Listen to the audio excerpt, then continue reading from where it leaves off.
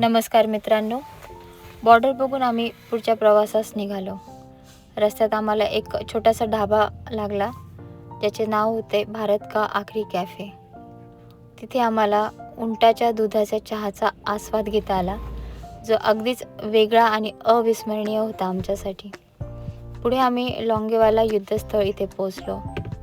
1971 भारत पाक जे युद्ध झाले होते ते हे स्थळ आहे.